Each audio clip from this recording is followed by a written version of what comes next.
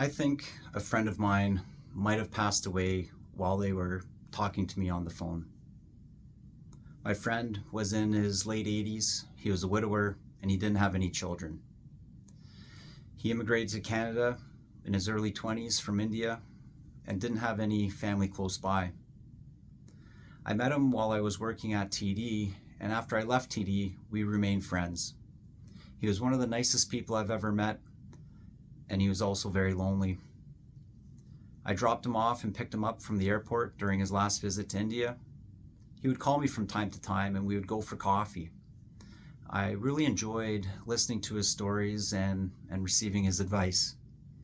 He was Hindu and I connect with the Hindu god Hanuman. We would sometimes talk about religion. During our last coffee, he asked if I would be interested in going to temple with him. One evening, he called me at around 9:30 p.m. It was unusual for him to call me that late, but I assumed it was going to be a short conversation where he would schedule a day and time for us to go to temple. But instead, he called to apologize that he couldn't go to temple with me because he had a raccoon in his attic. As he began to tell me stories of raccoon sightings and interactions with pest control, I realized that it was going to be a longer conversation and put in my Bluetooth earbuds as we were talking. The exact moment when my earbuds were connecting, he stopped talking. The phone was clicking and sounded like it was disconnecting and connecting, and as it was doing that, I would hear silence and then breathing, silence and then breathing. I asked, "Can you hear me? Can you hear me? Are you there?"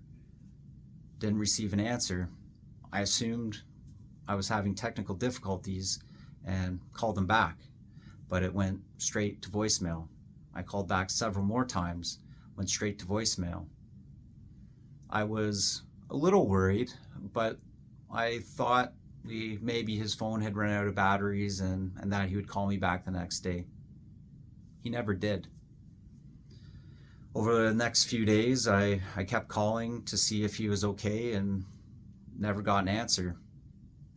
Then I received a message on WhatsApp from him, but it wasn't from him. It was from a family friend who was letting me know that my friend had passed away in his home a day after we were speaking together. It was really emotional to receive that message, and I felt a lot of guilt. What if I stayed on the line? What if I called 911? What if I rushed over there? Maybe he would still be alive. I've had some time to reflect and no longer feel as guilty. My friend was nearing the end of his life. He was experiencing health issues. He was very lonely. Instead of guilt, I now feel honored that he called me in potentially his last moments.